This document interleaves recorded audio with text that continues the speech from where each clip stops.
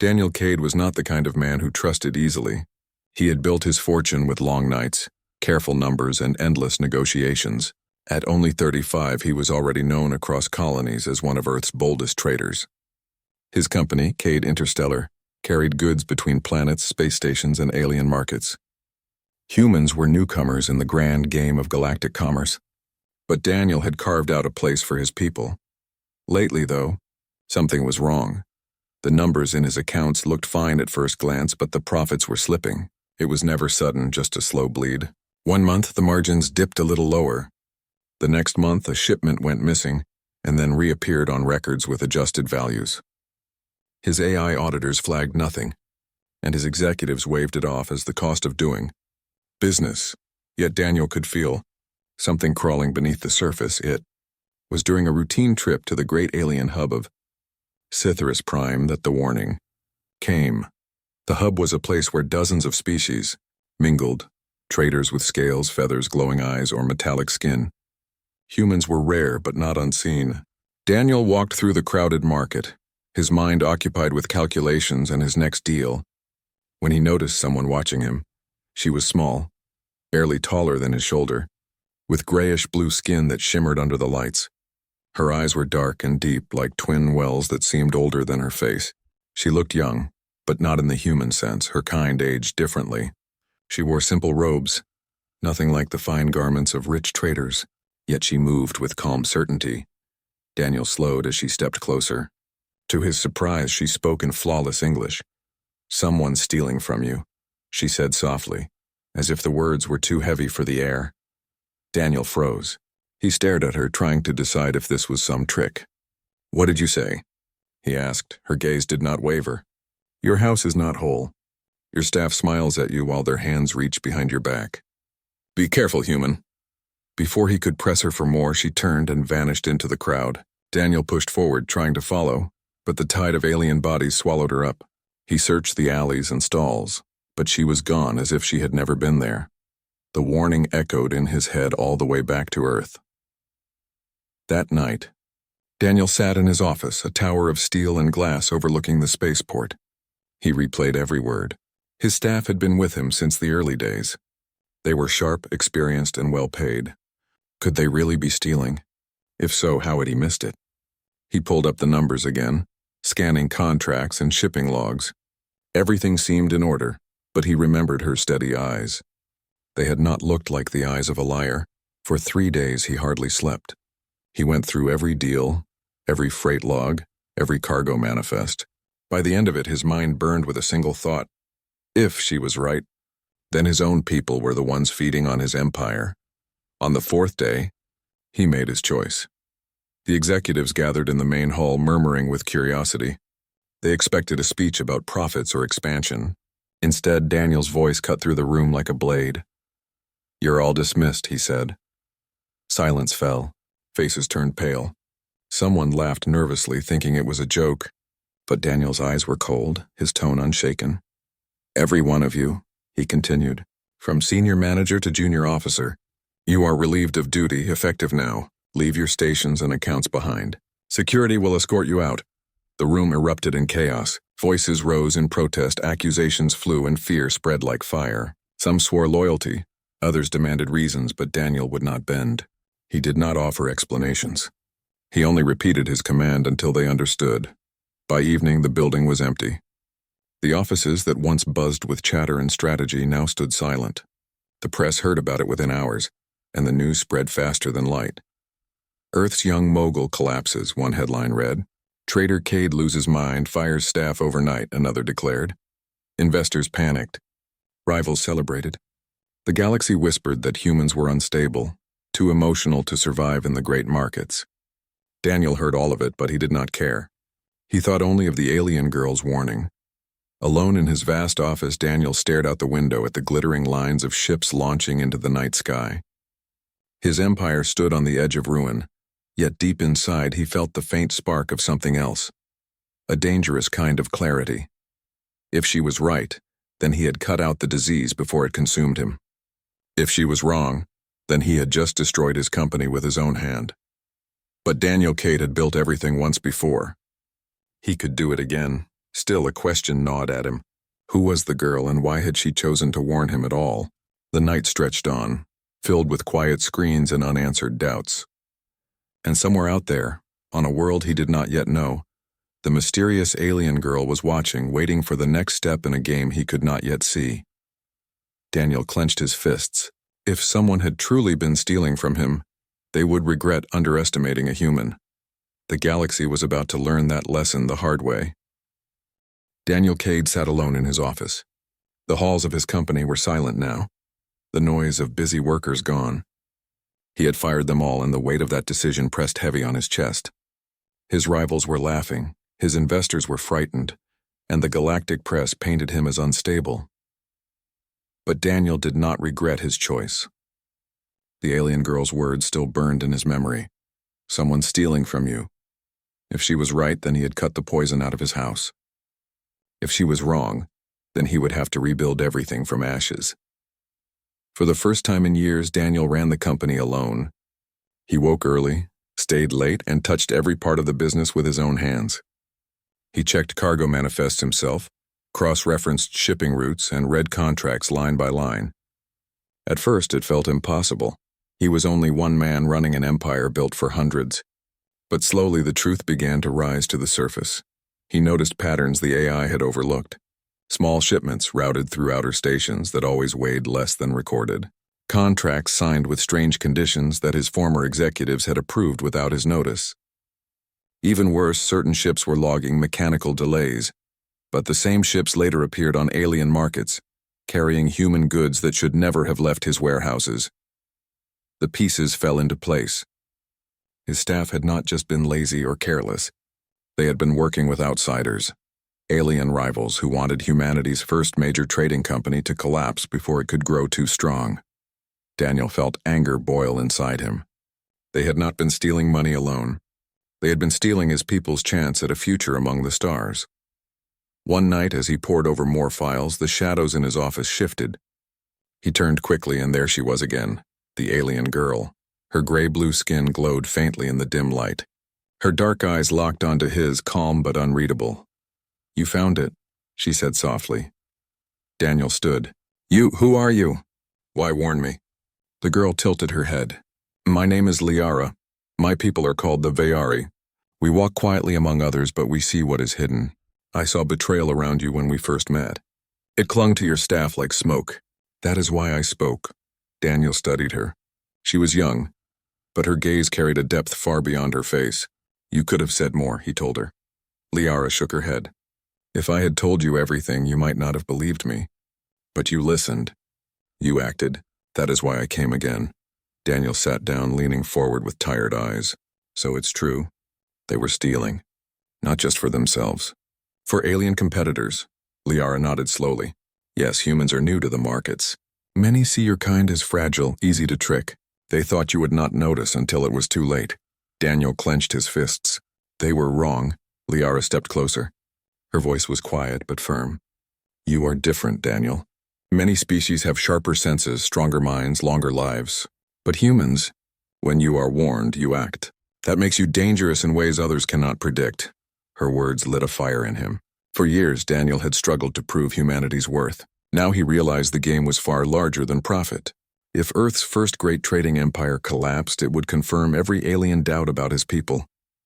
Humanity would be seen as weak, incapable of surviving in the wider galaxy.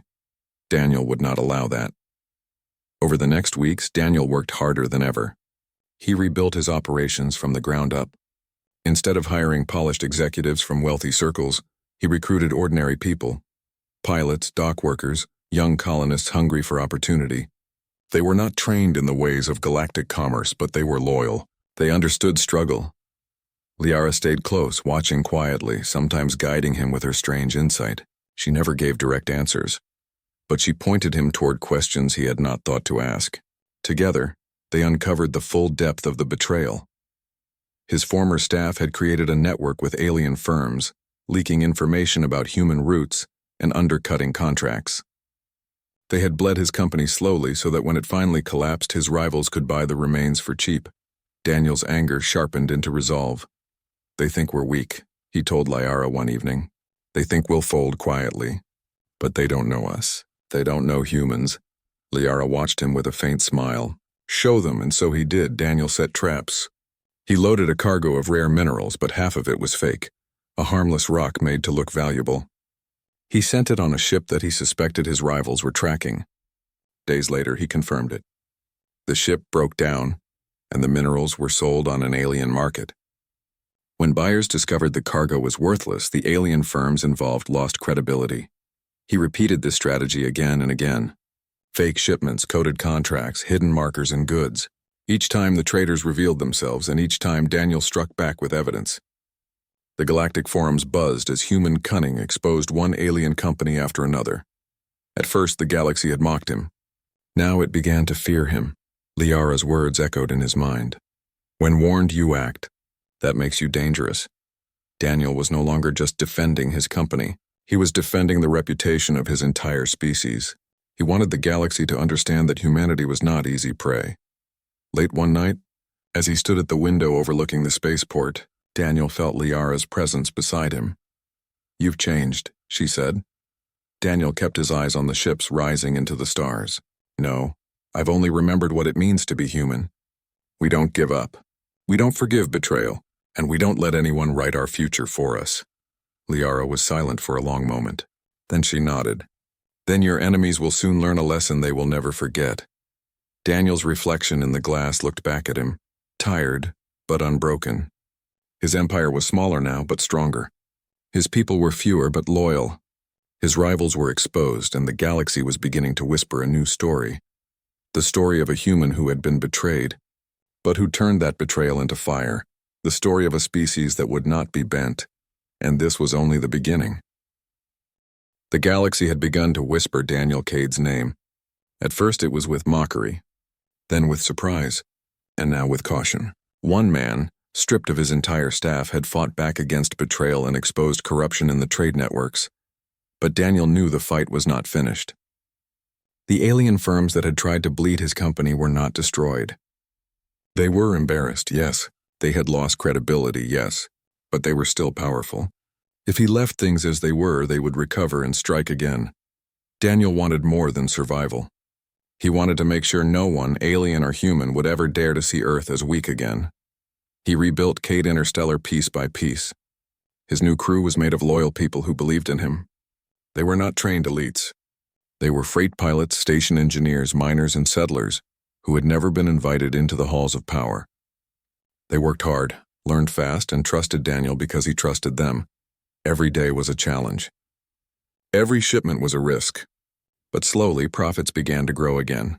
And with every success, Daniel's company became not just a business, it became a symbol.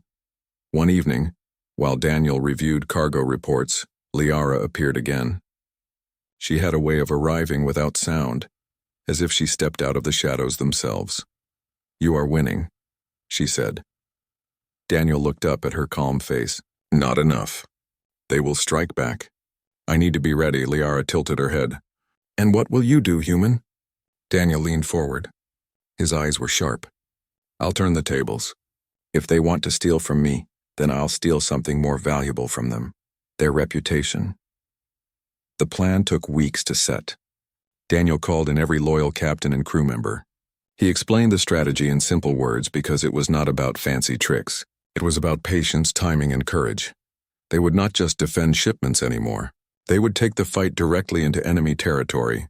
Daniel identified the alien firms that had worked with his traitorous staff. Each of them held contracts in key markets, minerals, food supplies, or technology. Daniel's team began to study those markets closely. They found weaknesses, delivery delays, poor storage, careless accounting. Then, using speed and adaptability, humans moved in. Where an alien company was late with a shipment, Daniel's people arrived early. Where a rival offered complicated deals, Daniel's team offered simple, clear ones. Where corruption had weakened trust, Daniel promised honesty. Slowly, buyers turned their heads. They began to say the humans are fast. The humans are sharp. The humans keep their word. It was a dangerous game. Rivals tried to sabotage him. Twice, alien pirates tried to intercept his ships. Once, a forged contract almost cost him a major deal. But each time, Daniel and his team adapted. They learned faster than anyone expected. Liara watched all this in silence, but when she finally spoke, her words were soft and thoughtful. You fight with fire, Daniel, but you also fight with trust. That is rare. Daniel smiled faintly. Humans don't survive alone. We build teams. We build families. That's what they'll never understand. The turning point came during the trade summit of Velkar Prime, one of the largest gatherings of merchants in the galaxy. The very alien firms that had betrayed Daniel were there, trying to recover their lost honor.